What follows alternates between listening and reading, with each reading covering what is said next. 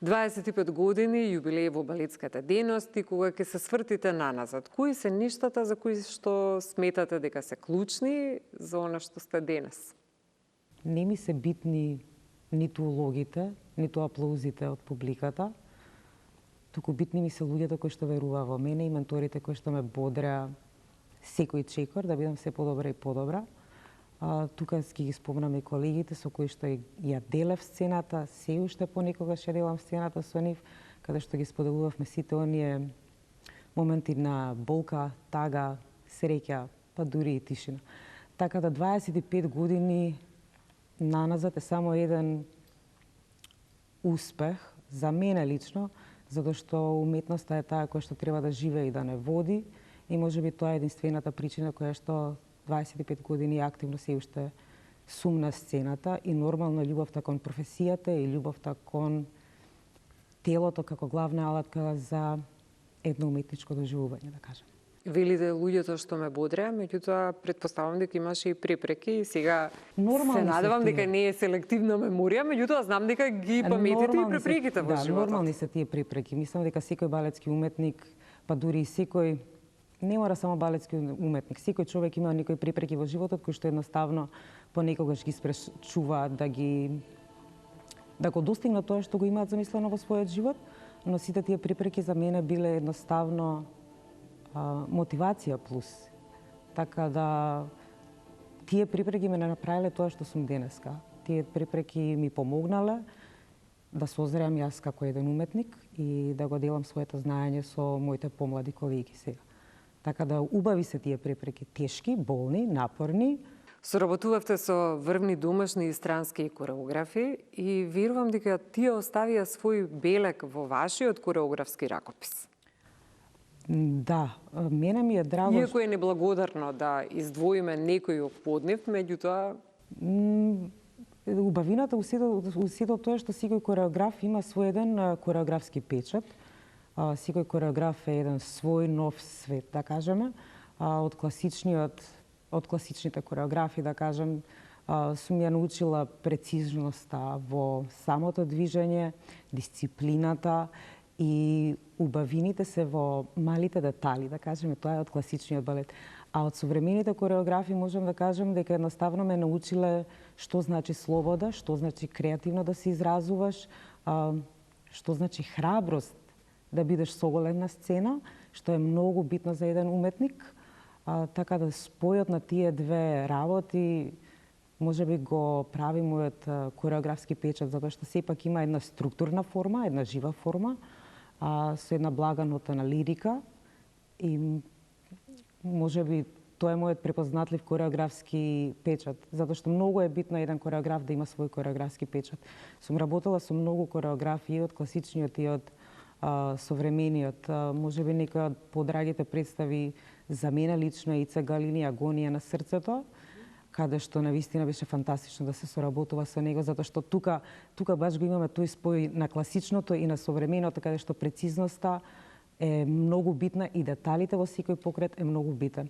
Ана Каренина на Лео Муич, затоа што има еден, таа ја би ја кажала некоја современа класика, каде што ги има сите класични ноти и линии на движење, но дава една слобода на телото да се движи во простор. Нормално, Василий Медведев, кој што е тотално класичен, али сепак врвен кореограф на светски сцени, кој што ни имавме задоволство да соработуваме со него на две представи, едната Дама со камели и втората Клеопатра. Така да тие се луѓето нормално и од порано не ми текнуваат моментално сега сите кореографи со кои што Хазаро Сурмеан, Ана Каренина постарата верзија, која што Тања Вујсич Тодоровска го имаше својот јубилеј.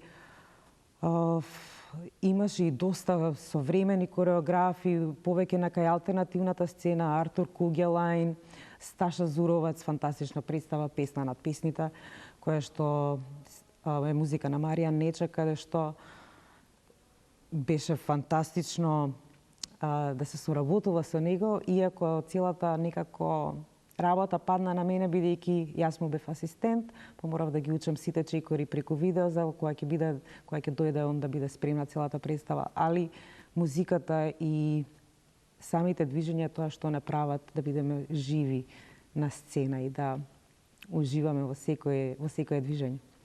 Знам дека исклучително важна е таа креативна драматургија во создавањето на едно дело. Претпоставам тука е подеднакво важна улогата на сценографијата, на костимографијата, на музиката. Што е одлучувачко за да знаете кои би биле вашите соработници кога работите на одредено дело? Многу е битно, бар за мене, многу е битно целиот тој креативен тим да кликне заедно и да имаме една конечна идеја. До сега од костимографи со кои што имам соработувано, 90% од представите кои што ги има работено со мене е Александар Ношпал, кој што некако се движиме по таа некоја си, да кажеме, убава современа естетика, која што сакаме да ја прикажеме на домашната сцена, нормално и надвор од нашата домашна сцена. Во последно време повеќе сакам да работам со наши македонски композитори, иако од странските знам со кои што сакам да соработувам, но знам дека финансиите за нивните авторски права се прилично скупи за нашата сцена, иако Макс Рихтер ми е еден од омилените, Езо Босо ми е исто така еден од омилените композитори кои што би сакала да направам некоја си представи мали милион други композитори, али пред се сакам да им дадам поддршка на нашите македонски композитори, затоа што ги има во доволен број кои што не се доволно експонирани, а мислам дека може да имаат една прилика да соработуваат на некој си проект, без разлика дали од класичниот репертоар или од современиот, или музика за детска представа, што е многу битно во денешното време за едуцирање на младите, да ги вратиме некако во театарот и да ги едуцираме што значи тоа уметност, што е тоа театар, што е тоа балет. Така да креативниот тим секогаш гледаме да бидеме на една иста бранова линија. Александар Пеовски соработував со него на последната представа Молитви на моето тело, иако музиката која што тој ми ја даде да ја користам за таа представа имаше напишано многу порано. Тоа е од албумот Фиром во продукција на PMG колектив, PMG Recordings, пардон. И многу одамна кога ја слушнав таа музика, реков јас дефинитивно морам да направам балет на оваа музика, така да некако коцките се споја да можам да ја направам барем еден мал дел од неговата музика на Молитви на моето тело. Реализиравте голем број проекти, не само кај нас, туку и во светски рамки, кога би направиле одредена споредба, иако знам дека е неблагодарно, за условите во кои што работат балетските уметници. Што оно што е најзагрижувачки кога ја имаме предвид состојбата кај нас? Финансиите се главен дел од сето тоа. Сите ги гледаме представите на Париска опера, на Ројал балет, на English National балет, на Виена опера и на сите останати светски балетски куќи во светот. И знаеме како изгледа една продукција и знаеме колку пари се дадени во таа продукција. Едноставно нашата држава ги нема тие можности да даде толку финансии за некоја си продукција од тој карактер, да кажеме. Финансиите секогаш ќе бидат малце за било која продукција, но она што на нас ни фали е можеби не се толку финансиите битни, иако се многу битни, не се толку. Затоа што има нешта што не зависат од финансиите, туку нешто друго одлучува. Значи ни фали континуитет. Продукцијски да не почнуваме со секоја продукција од нула, него едноставно континуитетот да може да продолжиме понатака и да ги храбриме младите уметници да се развиваат и да се експонираат, тоа е едното, а другата работа е дека ние имаме квалитетни и играчи, и кореографи, дури и домашни продукции, за кои што не се потребни многу пари. Едноставно храброста на тие сами уметници и играчи, и сплотеноста на самите играчи и нивниот ентузијазам може да ја направи таа продукција да изгледа светски, да кажеме. И со многу мали финансиски средства, на еден начин. Иако сите знаеме дека финансиите се number one за било која продукција. Но сепак треба да бидеме сплотени и да се бодриме заедно, да направиме еден квалитетен продукт. Затоа што може да имаме многу пари, а продуктот да не биде толку квалитетен. Да не биде на тоа ниво кое што го очекувам. Да. Споменавте колку е важно да се инвестира во креирањето на публиката. Меѓутоа, кои се стереотипите врзани за балетската уметност, кои кај нас се уште не успеавме да ги надминеме? Мислам дека нема никогаш ни да ги надминеме тие стереотипи, на жалост. На прво место би ја ставила родовата стереотипност, затоа што балетот е за девојчиња, балетот не е за мажи, иако машкиот танчер игра огромна и важна улога во самиот балет. Тоа е тој што ја држи партнерката во негови раце. Друга работа е дека не им е јасно колку е нашата професија напорна. Ние исто толку трошиме време и напор, исто како светските елитни спортисти, да кажеме. На тоа ниво сме. Значи, балетот е еднаков исто така како спорт може да се рачуна, иако е уметност. Естетскиот изглед, на жалост, сите знаеме како треба да изгледаме. Знаеме дека балетот е естетска уметност и сите знаеме како треба да изгледа една балерина на сцена, но мора да ги запазиме границите, што значи убаво и што значи нездраво. Јас би сакала да гледам се повеќе и повеќе здрави балерини на сцената, не само кај нас, туку и во светот, бидејќи огромен е проблемот со младите балерини кои што... И тој притисок. Притисок кој што психолошки притисок кој што го имаат и налогот како треба да изгледа една балерина е страшен за деца во развој.